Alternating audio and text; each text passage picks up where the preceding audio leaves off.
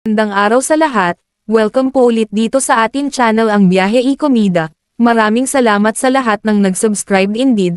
Punta tayo sa ating topic, March 9, 2026. Rufa May Quinto, ibinunyag ang naging dahilan ng hiwalayan nila ni Eric Santos. Sa gitna ng tawanan at kantahan sa programang, Your Face Sounds Familiar, hindi inaasahang magbubukas ang usapin tungkol sa nakaraang pag-iibigan ni Rufa May Quinto at Eric Santos.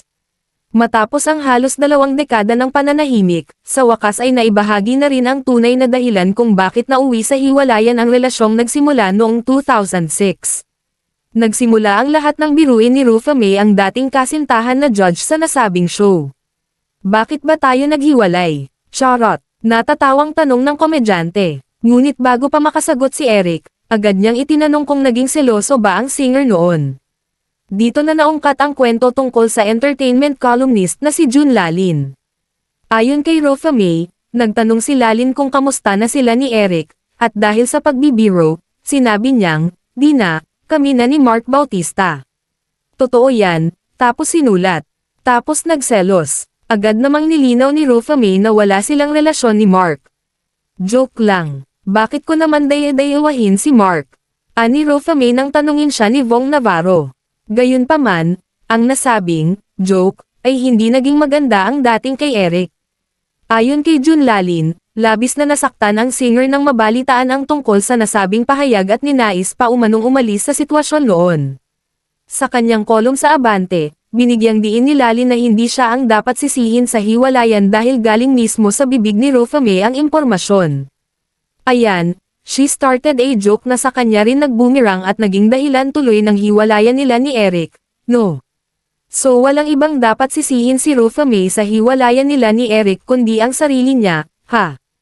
Pahayag ng kolumnista. Bagamat naging masakit ang pagtatapos ng kanilang relasyon noong 2007, nanatili namang magkaibigan ang dalawa at patuloy na nagsusuportahan sa kani-kanilang karera.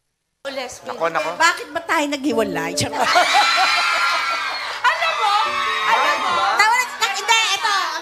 May tatanong, nagselos ka ba talaga? Charot! Hindi, ako kasi, witness ako dun Oo eh. nga Dapat nga eh. magkakapit-bahay kami. Correct. Ninang ako dapat eh. Ngayon, ano nga ba dahilan?